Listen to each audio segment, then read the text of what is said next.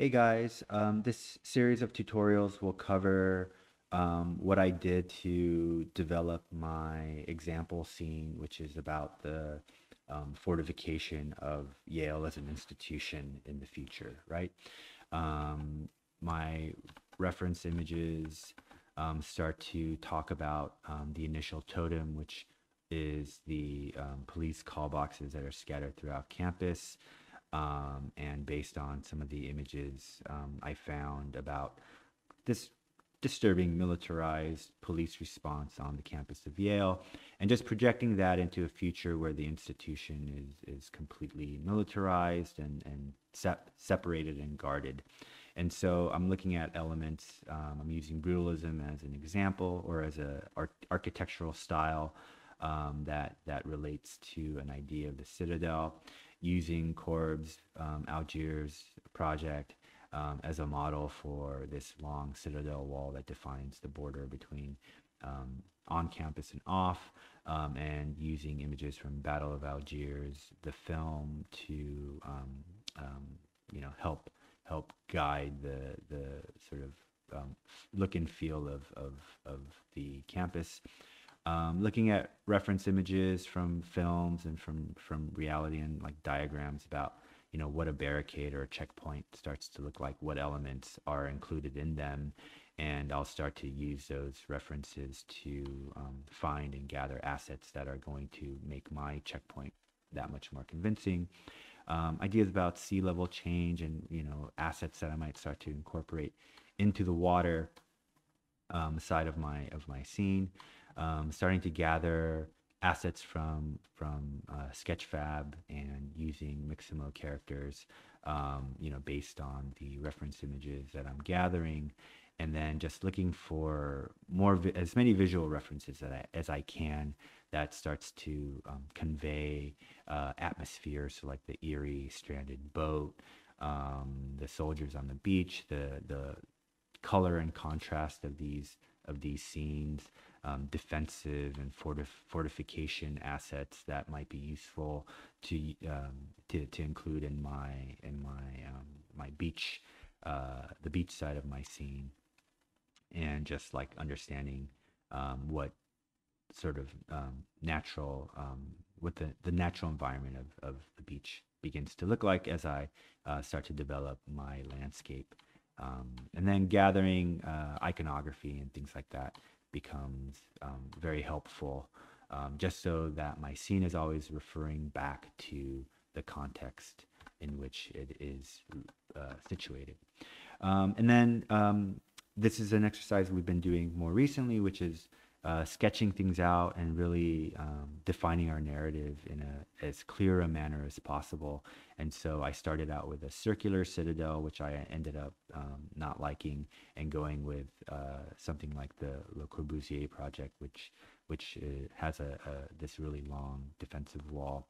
But just having like little plans and sections and notes that begin to convey qualities of my scene, and then really developing a simple plan or section that's going to help me or help guide my project's development, just to make sure that I'm not like just going blind and shooting in the dark for something. It's really helpful to define what it is you want to make before you make it, and you could always go back and change it. Okay, so that plan is really exactly what this scene has developed into, right? And so there's my checkpoint and my two little robot things, and then there's a street, and then here is a citadel wall, and if we go into the plan, it's exactly what I built, right? And so back in our scene, and it's obviously not completed yet, but this scene will continue to develop as I record these tutorials. But I'll be going through some basic features.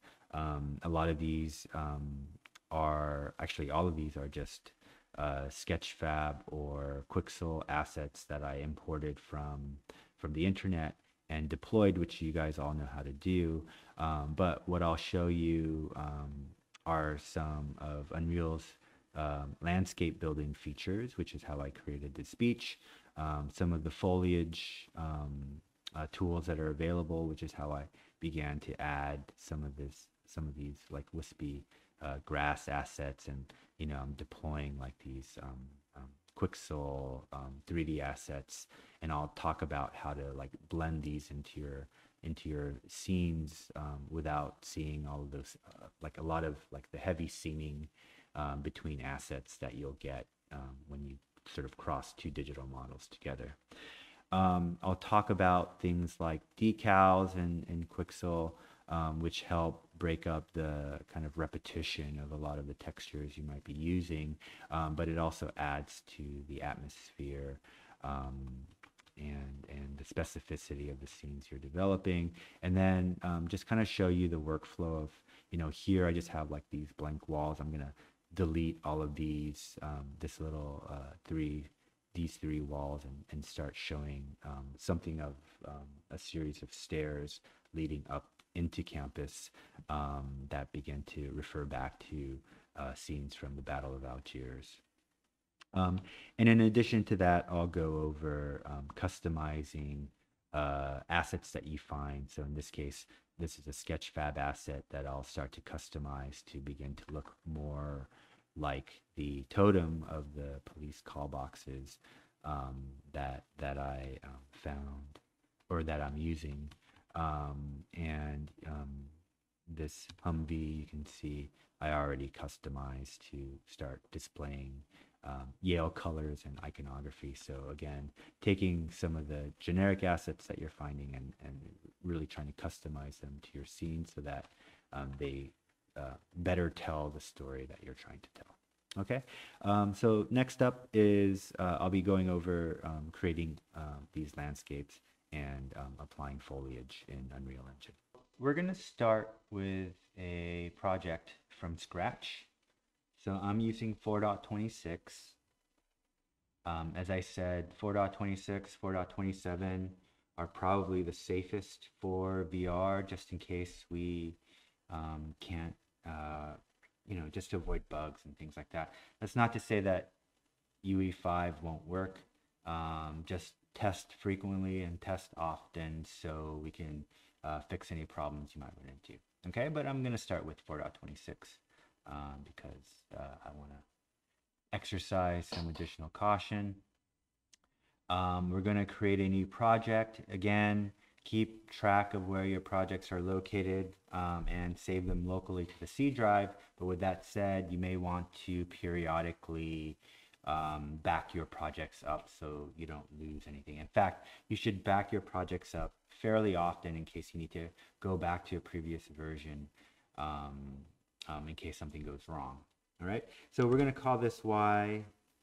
Let's call it Yale Citadel. And I'm just going to call it landscape because we're working on the landscape and foliage. So let's just call this LS. Let's just call it. Okay, and let's create a project. I'm going to keep all of these settings. No starter content, just to keep my file as small as possible, but feel free to add that, and we could always add that later, right? But ray tracing disabled, blueprint project, desktop console, maximum quality is good.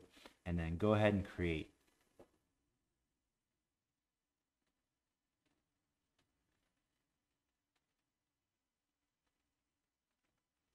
Okay, so here's our new project. It opens up with the startup map.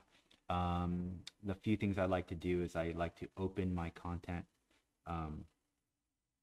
sort of Windows Explorer folder here. And I also like to decrease the size of my icon so I could see more stuff inside of there. And I also want to show engine content because we are going to start a scene from scratch. And I'm going to want to use that BP Sky Sphere that comes with the engine content, right? So let's go into content. I'm going to right click and create a new folder and call it levels. And then go inside of that, and I'm going to create a new level. And I'm going to just call this Y Citadel. Okay, and I'm going to double click on that, and what it's asking me to do is save all of my content. And so the only thing I did here was added that level. So I'm just going to go ahead and hit save selected. And now I'm in my scene, right? Nothing is in there. It's all just black, right?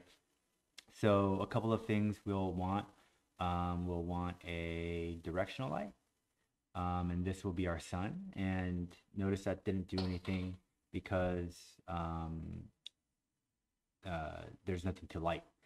So the scene has light, but there's nothing in there. So what we need to do is create our atmosphere. And so I'm going to look for, sorry, I don't want to do that here. I actually want to do it here. I'm going to start typing BP, and I want this BP sky sphere, and I'm going to drag it in. And now you can see we have some clouds, we have some atmosphere going on. I'm going to click on this little yellow arrow here to set the position of our sky sphere to the origin. And then in our sky sphere, right, I have it selected in the world outliner. I'm going to apply my directional light as my sun. And now the orientation of this light is dictating the color of my atmosphere. And if I hit Control, is it Control L? L. Maybe that's 4.27. You know, if I want to rotate my directional light, I'll just change the rotation here, right? But, you know, it's kind of 45 degrees, works like the sun. I'm going to just stick with that for now. Okay, let's enable a couple plugins because I do want to bring in my blockout scene so we have something to work with before I start creating a landscape for it. So let's go to Edit, Plugins, and I'm going to look for Datasmith, and I want to check the Datasmith importer.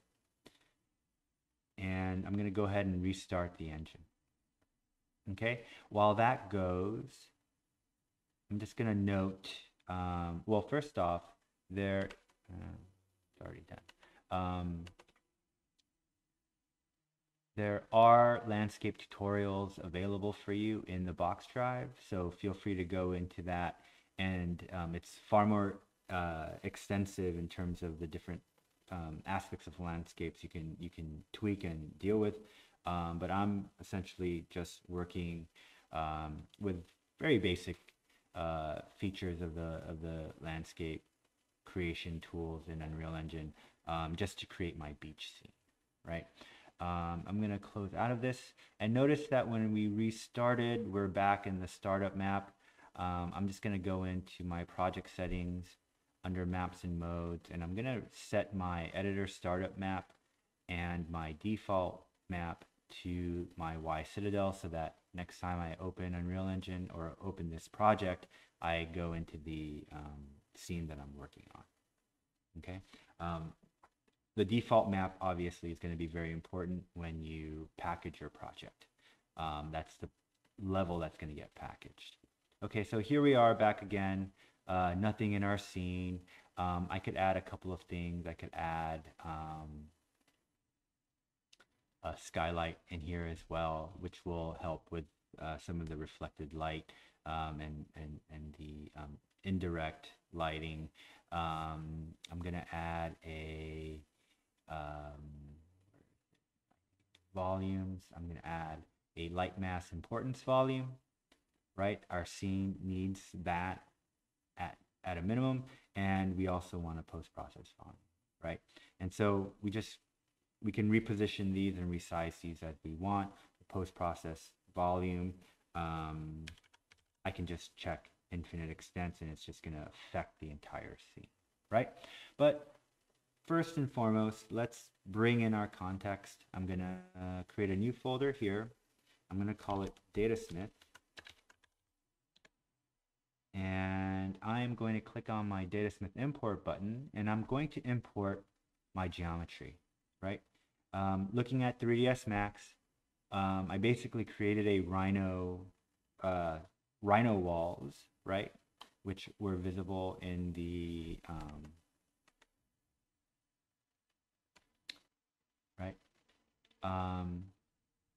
here are my Rhino walls, which I just exported into 3ds Max.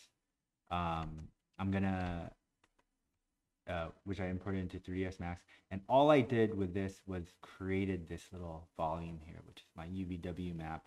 And I'm using a box map to apply materials to the surface. So this box represents the tiling of any materials that I am applying to this particular surface. And I think with the road, there isn't one because I just made it from a rectangle and I just duplicated it and stitched it all together.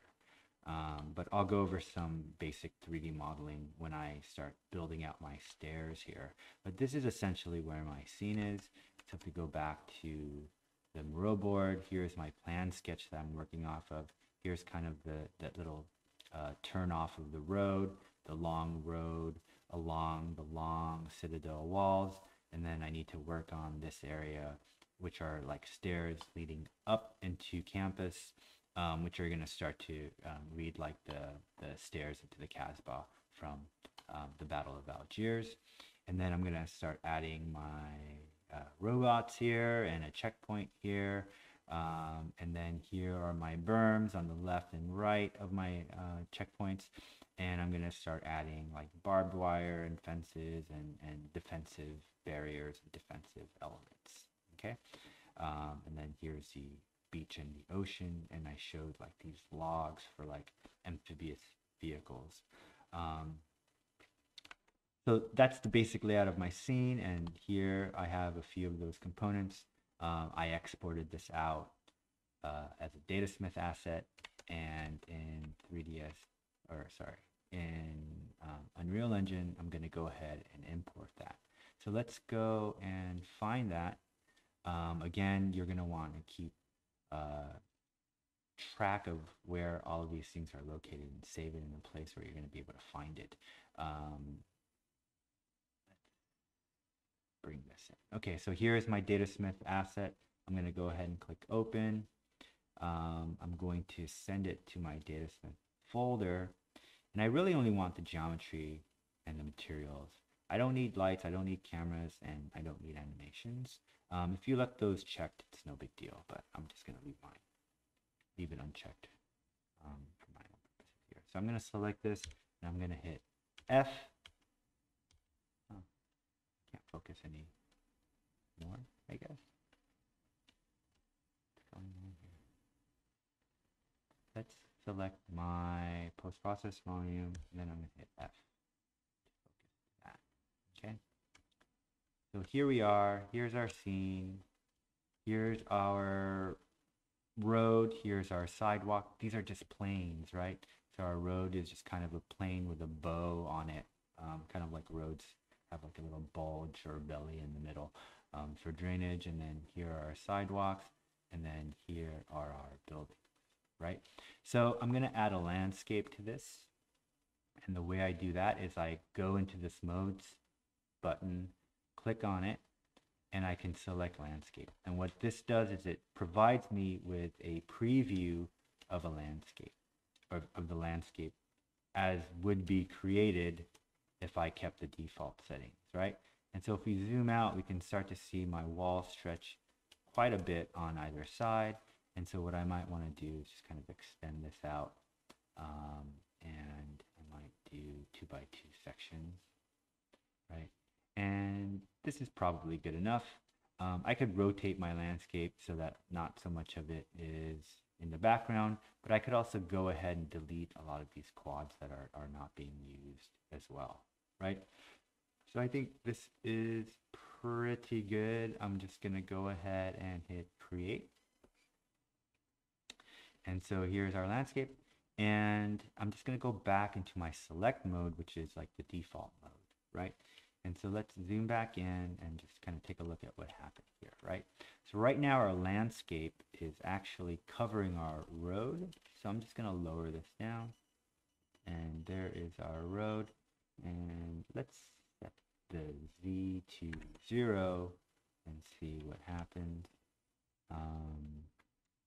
This flickering is what's known as Z fighting. Just slow my camera down. And what that is when you have coincident planes the renderer doesn't know which one to render first, so it just kind of flickers back and forth, right? And so I'm going to just lower this ever so slightly to stop the Z fighting. And if we look down below, our buildings are actually floating above that landscape. So I'm just going to go ahead and grab that building. And where's my gizmo? And I'm just going to lower this until the bottom edge starts to look like dashed, right? So now I know my building is intersecting my landscape, okay? So one thing to note about my buildings here is we have a nice UV checkerboard pattern, right? And that's because we created,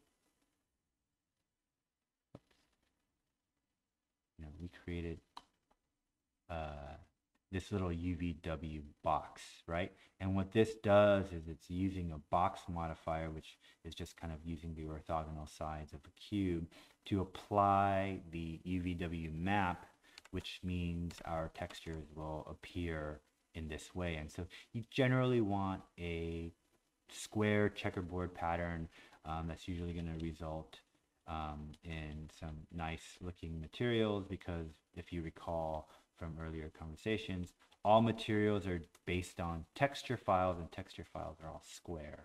And so the idea is that you want your UVW map to look more or less like a square checkerboard pattern, right? Unless you're stretching things on purpose. Areas like this where we start to have skewed patterns, we may want to fix, right? It might not matter because we're just putting asphalt onto the surface, but if you start to see that the stretching of the UV pattern does not look good, we can start to fix that, right? All right, so everything right now has a checkerboard pattern because we haven't applied materials to it, but we will start applying materials just so we can start to get more of a visual sense of what's going on. And now that we've brought elements in, it's going to tell us that we need to build lighting. I'm going to go ahead and take my light mass importance volume. I'm going to take my top view, and I'm just going to get this thing to cover basically the part that I care about, which is something like this. Let's make it a little bit bigger, and because we have our landscape going out into the ocean, I might want to do something like this. Center that, okay? And then if we do our right view, I'm going to want to make this big enough to cover the entirety of my vertical surfaces as well. So let's go back into perspective mode, and then I'm just going to go ahead and build lighting. And building lighting frequently, or at least periodically, is helpful because whenever you move something and it breaks the light build or the light bake, it calculates the lighting dynamically. So it's actually better on your graphics card if you keep building the lighting so that all of the light maps are baked and you're not using dynamic lighting on your static scene elements. Hopefully you understand what I mean by that, right? So things that don't move are considered static, in which case you build lighting, which ostensibly paints lighting material on these surfaces, right?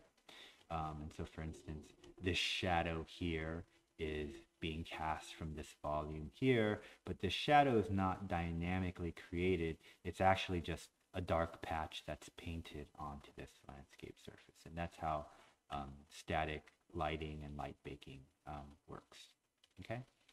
So we have our landscape, we have our context, and what I'm going to do now is I'm going to start sculpting this a little bit, but I might want to move things around a little bit first, right? So let's zoom out a bit, and what I might do is grab this landscape and just optimize it ever so slightly. I'm going to turn off my snaps here, right? Because this is snapping to 10 points or 10 units and 10-degree increments. And so I'm just going to avoid that. And I'm going to align this to my object. And then I'm just going to move this out to something that. And then we obviously move this, so it's going to ask us to bake lighting again. But before I do that, I want to go into my landscape. I want to delete some of these things. So let's delete some of these elements that aren't visible. So anything that's not going to be in my scene, I'm going to delete those, right? So this, and all this does is it just makes our scene efficient, right?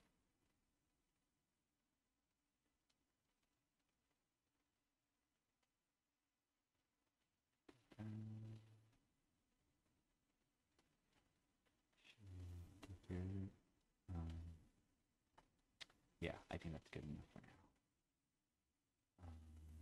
Okay, so, whoops.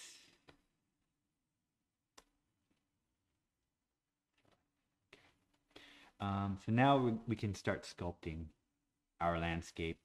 We can paint it, adding colors, adding materials, and you do that a little bit differently than you would with objects, because in landscape painting, you could literally paint like you're in Photoshop and have different layers represented by different materials.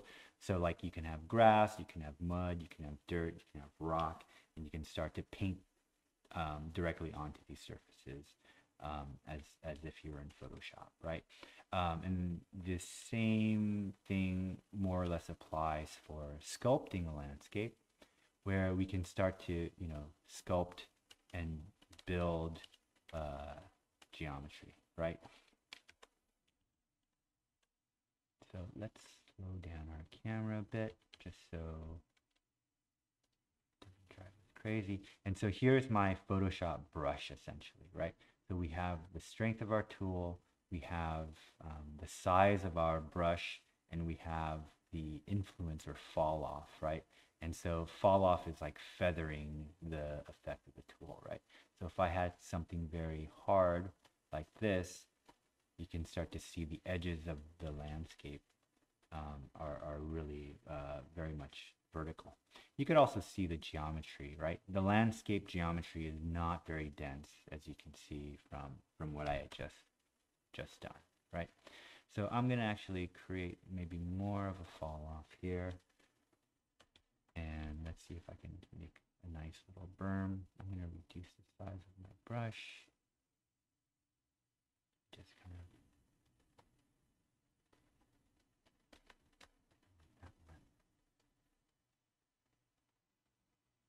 I'm just right. It's pretty finicky. It's pretty sensitive, and so what I could do is reduce my tool strength a little bit. But let's just take a first pass at it and see how we do here. Actually, I think my tool is just too big because it's bleeding into our sidewalk. So I'm just going to undo that. I'm going to reduce my tool strength a little bit and reduce my tool size.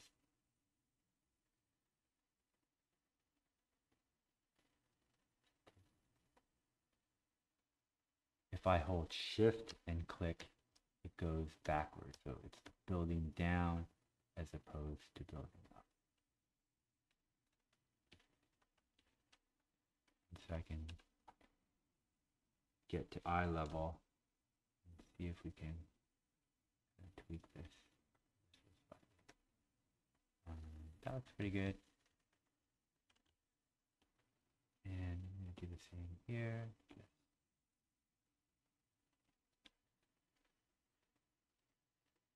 add some. And then let's drop down and see what we have. This is kind of eating into my sidewalk here. Just going to lower this. Maybe lower this down. Right. It's lumpy, and I think that's okay in this particular scene because it is sand. Maybe not this one. Right. Other things we can do are smooth, and smoothing out just kind of like a little too much. Sort of takes the average of these things. So we might want to really reduce the strength. I can just kind of like smooth out these particular mounds. Let's see what happens when I do that. These areas. And then hydro is like it replicates erosion. Let me do a practice here where I can do something a little bit different. So let's, sculpt, bring up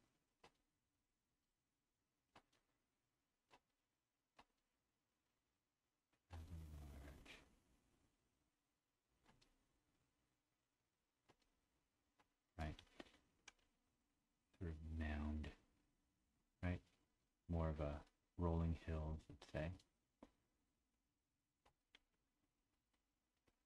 Right, and then we can add things like erosion, which sort of like creates a little bit more, like you can kind of see the ridges that are forming here. And it just adds a little bit more crisp detail. Hydro would be the effects of like erosion, and it usually creates these pockets at the base of hills, assuming like water is kind of carving into these surfaces, right? You can start to see like the little elements of detail that are, and noise just kind of adds like noise to it, which is noise is like Perlin noise, or I can't remember the other types of noises, but it's just kind of like applying randomness to it. And again, you want to play with the tool strength, brush size, and fall off. And you could see there's different modes of noise where we could just add noise or subtract noise, reduce the scale of the noise, right? And we just kind of see it like creates randomness.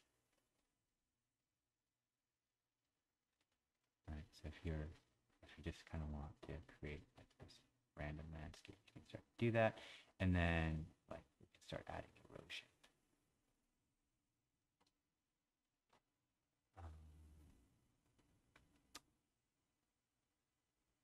Rain amount. Yeah, these are just kind of settings that do that, right? If I want to smooth things out, or rather, if I want to flatten, what I could do is from any point where I want to retain that particular level. So here, my landscape is totally flat.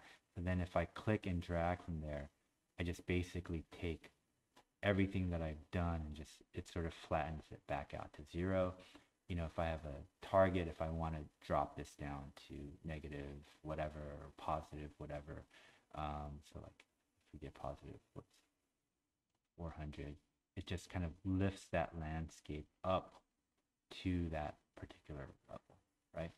So when I don't have a target selected, the target is where I start from, right? So I can just kind of erase that away, right? And so let's just get rid of this because we don't actually need it for this particular scene, but you may want to use some of these tools for your scene. So let's move on over here. So here we have our berms. I kind of want to see where things look at eye level. I think this is more or less okay. I'm going to go now back into my selection mode. And what I recommend all of you guys do is to grab the motion controller pawn. Whoa, what just happened? Drop it into your scene. I might even just lift it up a touch. And then preview it in VR so you can actually see, or feel rather, what your scene is starting to do.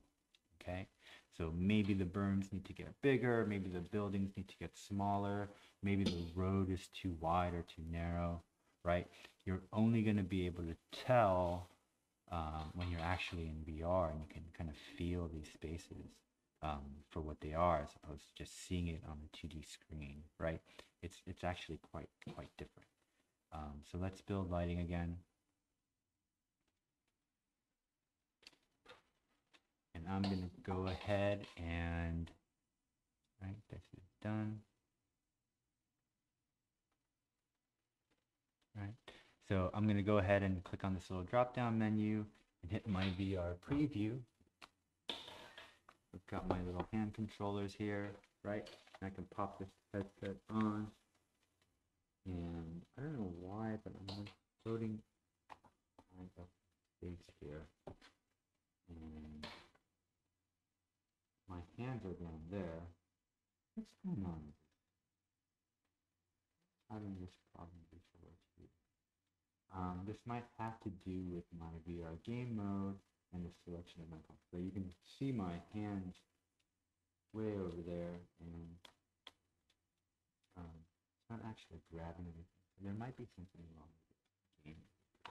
So I'm gonna hit escape. Well, while we're there, we have sort of more of an aerial view of what we're looking at, but it still gives you a sense of scale at least. But I do want to be grounded, so let's figure out what's happening here. So I'm going to hit escape to get out of that. Let's check our project settings.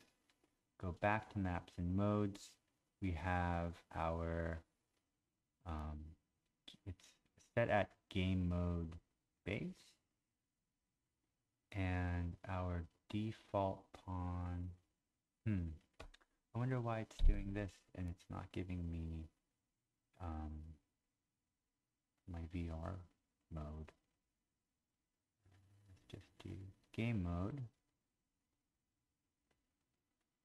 Okay, that's strange, but this is definitely the problem. I want a VR game mode and to have a VR pawn.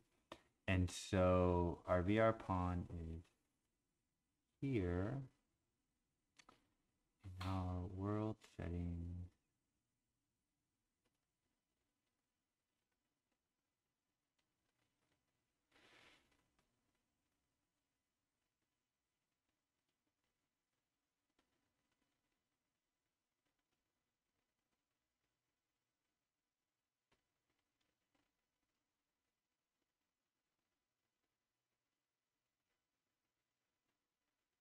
Okay, let's go into our motion controller map for a second. I'm going to save that because in our motion controller map, I should be right where I need to be, right? And so let's replicate some of the features of our motion controller map, right? So my hands are close to me as they should be. And so if we look at the VR pawn,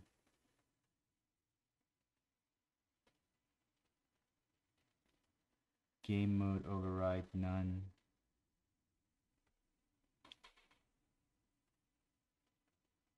I mean, there's nothing different. Maps and modes.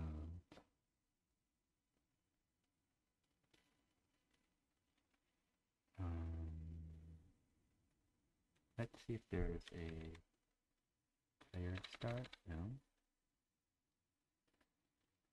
Your pawn is here.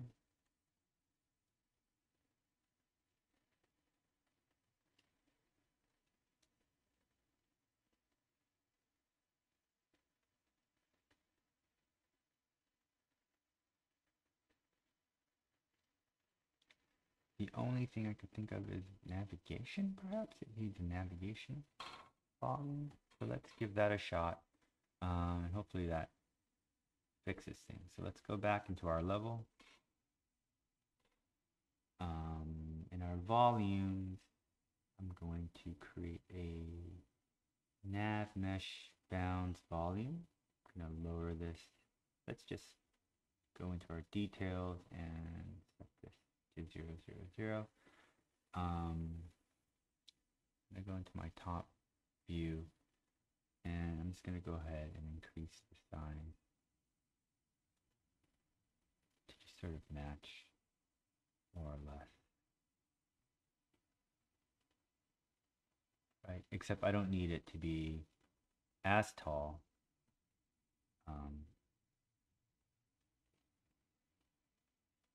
Because I don't need to cover my walls here. And so now if I drop, let's hit P to preview our nav mesh. You can see our nav mesh is being created here, but I do want to make this tall enough to cover my berm. Right, so it looks like I can walk. Basically, I can teleport to anywhere where there is green. Okay, so P just kind of toggles that view. So let's try this now and see if our hand. No, it looks like we're still far away.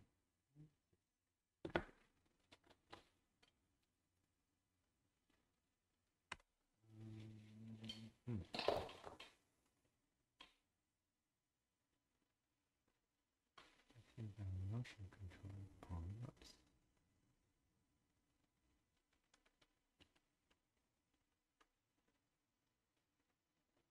Oh, is it in the wrong?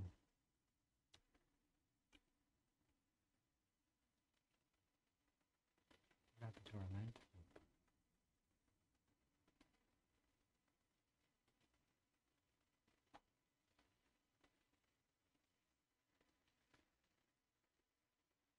Let's set this to 0, 0, 0.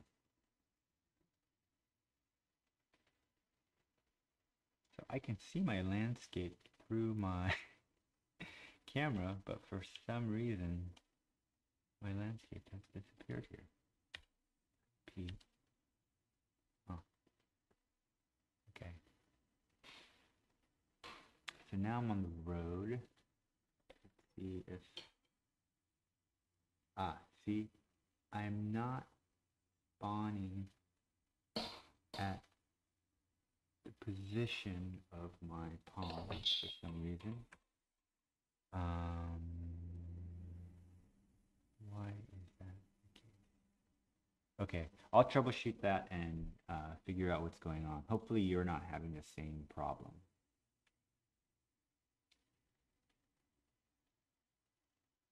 Oh, here we go. Auto possessed player. I need to set this to player 0. This is what's going on. Okay, now if we hit play, there we go. Now we're on the ground. So we're on the ground and we have our hands. Now I can grip them and I can start teleporting around. There we go. So, you know, this is how we're going to get a good sense of the scale of the space that we're creating. Okay. So this is more or less all I did with the landscape. I lowered the area on the other side to create a beach and add water. But that's pretty much all I've done. My landscape is not showing here, which is strange. So I'm just going to go ahead and click Save All and relaunch the editor.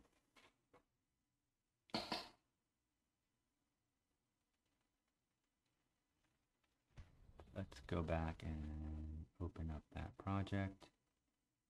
Yale Citadel Landscape. Hopefully that shows up.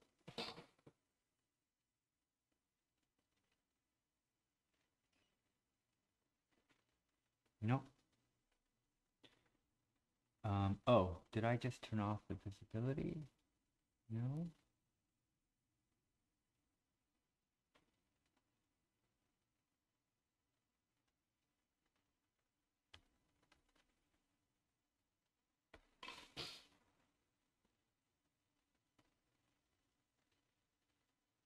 I unchecked. Huh, that's strange. I must have hit Alt L or something, but somehow I turned off the landscape. But anyway, it's back now, so that's good. Okay, so what was I saying? Yes, let's set this to 8 so we can move up here. And so let's go back into our landscape mode. I'm gonna sculpt I'm going to flatten this back down, right? I'm going to change the size of my brush. I'm going to make it as big as possible. Make the effect stronger, right? And I basically lowered my beach, right? So let's create a flattened target. And I'm creating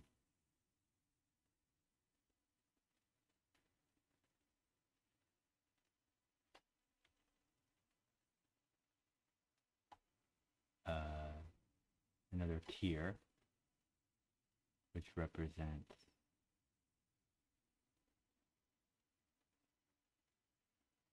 what's happening underwater, right? And maybe I'll even go a little deeper down here.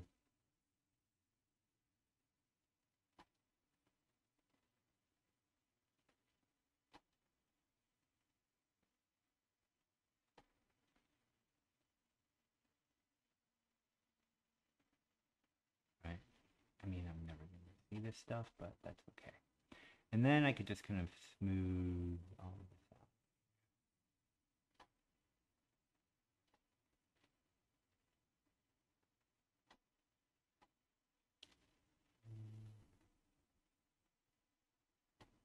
Let's increase the strength of this.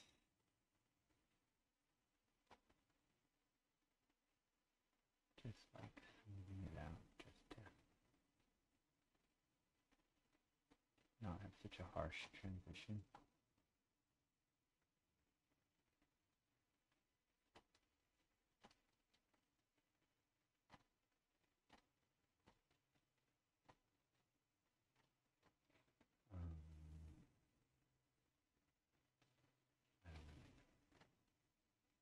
It just increases kind of the sampling position. So I can just kind of like smooth this out too. But this is essentially where the water actually starts.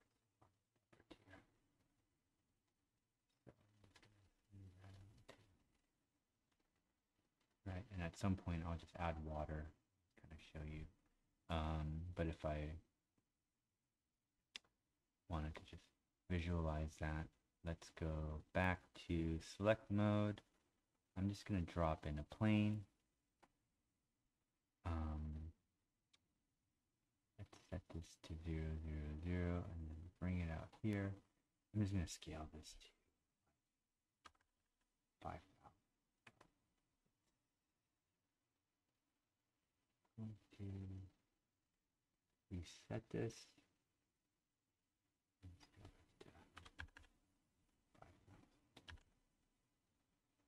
Too big.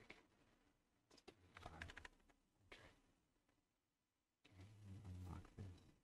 Set that back to 1. Now I'm going to lower this, and you can kind of see where that plane is starting to intersect. Right? Do 5,000 on the Y. Right, so this is essentially what my scale is down.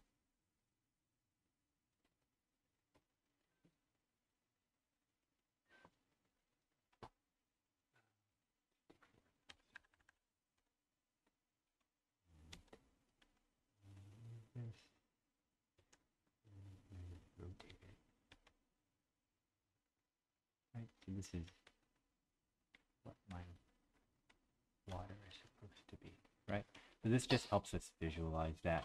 So I might pop into my landscape again, and I might want to smooth this even more along the beach. So it starts to feel a little bit more beach-like.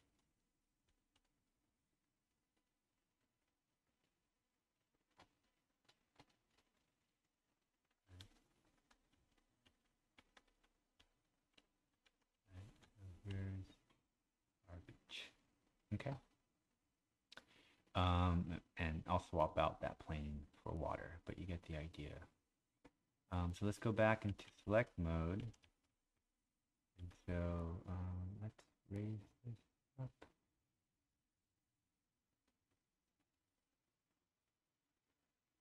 Yeah, like that. That feels more beachy. Okay, so let's build lighting.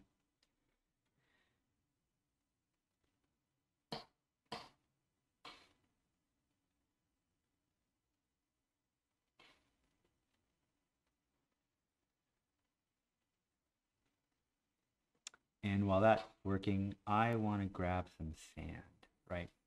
And so, you can do a search. There's a thing called Thai Beach that has a bunch of scanned assets, I guess from Thai Beach. And you can find lots of sand materials there, but there are tons of sand surfaces that you can use. I actually feel I had the best results from this one. So I'm going to go ahead and import this into my scene. And so now we have a Megascans folder with my Thai Beach surface. So I can go ahead and select my landscape, and I could just drag this right on top of that, right? And now I have my beach layer here. This does not look good, right? Whoa, gotta slow down, right? So why is it? Well, I mean, it's just a tiling pattern, right?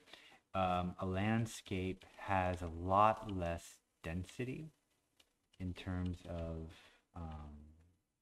uh, like uh, vertices, and the textures are much larger as well. And so any kind of tiling like this is pretty obvious. I'm just going to sculpt down.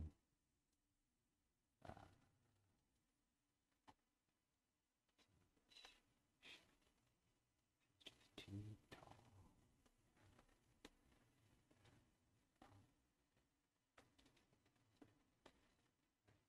Too tall.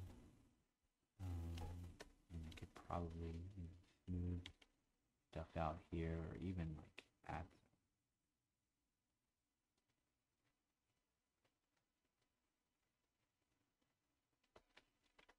Make such deep pot marks. I don't understand. Um,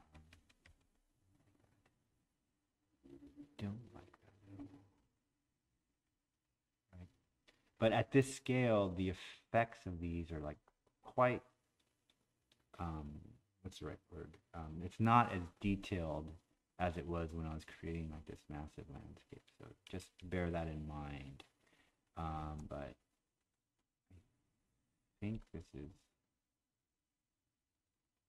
looking a little bit better in terms of scale, right? But again, we have this horrible tiling. Oh, I'm gonna hit undo, undo all of that stuff. Okay. Shift and lower this a bit. Okay. I'll leave it at that. Okay. So one good way of breaking up the tiling is I found a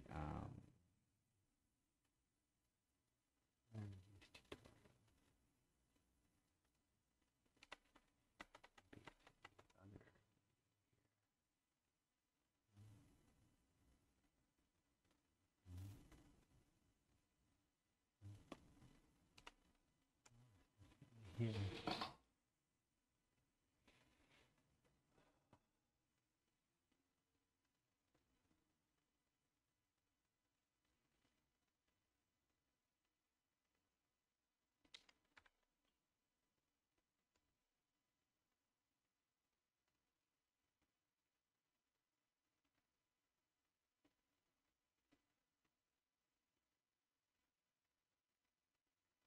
Okay. Let's do the search. Auto landscape tutorial. It's this tutorial in here, so we're just going to keep it at by this person who refers to himself as the Unreal Sensei. Yeah, but actually has some pretty good tutorials. This one is called Unreal Engine Landscape Master Material Tutorial. If we kind of zoom out, you can start to see what that material does. So I mentioned in landscapes, you can paint multiple materials onto a surface. So in this case, you see like rock, and you see some grass or just like greenery growing on this mountain. And so this material, what it'll do in addition to allowing you to blend these materials together is it'll allow, or the material is kind of smart in the sense that when the surface of the landscape goes beyond a certain angle, it switches from, say, green to rock, because green doesn't want to grow on like super vertical surfaces. And so this tutorial just kind of goes over how to create something like that. And it also has a project that you can download, and within that, you can watch this tutorial, but within that, the master material that this person creates has this technique of breaking up the tiling of these textures so that it looks a lot more natural. So like this grass doesn't have this repeating pattern, but it looks a lot more natural, right? So I already have that project from that person, and so what I'm going to do is I'm just going to copy those assets over into this project, and I'm just going to use his stuff, right? No need to create it from scratch, right? So let's go ahead and save. I'm going to open that landscape material, right? I'll make my project file available to you so you can migrate some of these assets over from the project that I'm creating, but you could certainly access this yourself. And you can see this is that same scene. And within the Autolandscape materials, we want to migrate these three over. I'm going to right click, go to Asset Actions, and I'm going to migrate. So it's going to take all of this stuff and bring it into my project. So my Yale Citadel landscape, I'm going to point it to my content folder and hit select, and it's going to migrate, and it's telling us we did that successfully. I'm also going to just grab this material instance, just because I don't want to recreate it. I'm just going to do the same thing, Asset Actions, migrate, and send it to that same spot, Yale Citadel content. I guess it already came in. Okay, so I'll just overwrite that. I guess you didn't have to do that second step. All right, so we have that. I'm going to close the Autolandscape project and go back into my Yale Citadel landscape project. And then I'm going to apply that material instance to my landscape here, right? And so here we have our new folders that we brought over, and we have our landscape. And I'm just going to apply this. You're going to see it's going to make our landscape black. Right. And then I'm going to open this up. And what I actually want to do is I want to grab my Thai beach sand, and I'm just going to replace these maps. My normal and my roughness. Right, and I'm going to close that out. So now let's go back into our landscape, and I'm hoping that this is going to work, but we'll see. And I'm going to right click. No, it's not doing it.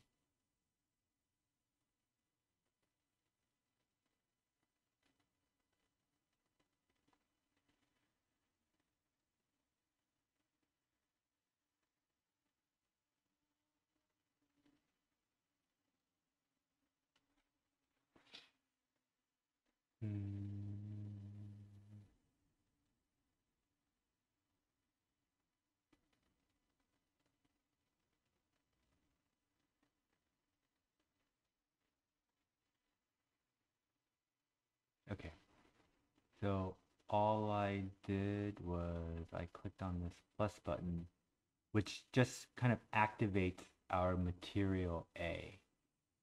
And our material A, so let's go back into our select mode.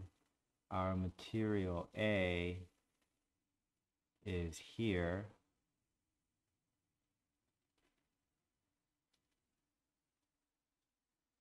What does this do? No, I don't want to do that. I don't want this tint. For some reason, it's giving me this green tint.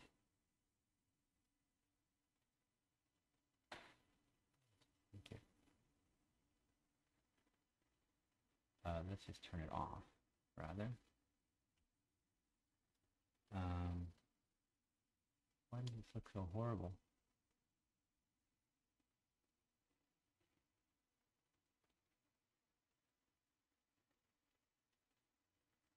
So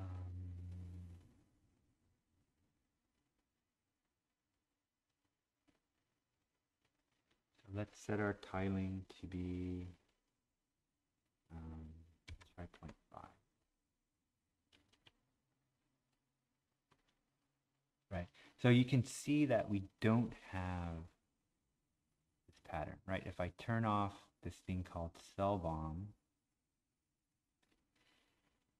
you can see that pattern starts to appear. Right. So when I turn this on, it just sort of mixes things up so that we don't get this weird tiling. Right. And so our sand looks a little bit more convincing. You might want to tweak the tiling a little bit here. Let's try 0.3. Try 0.7. Maybe this is more convincing, right? The way you'll know for sure is to go in VR, right? So let's just do that. And look down at the sand. And does that look about right? Yeah, maybe it could be a little bit bigger. I'm going to hit escape. Let's just go back to 0.5. I think that's good, right? Our berm is looking a little weird, so I might want to tweak that. Let's go back into the landscape mode. I want to sculpt, and I'm just going to hit my shift. Just kind of flatten this out a bit. And down so I can see. Right? Berms don't lump up more than at a 45-degree angle, right? It's just sort of how gravity works. So this will look a lot more convincing if it were a little bit flatter. Right, so that's what I'm going to do here. Something this side.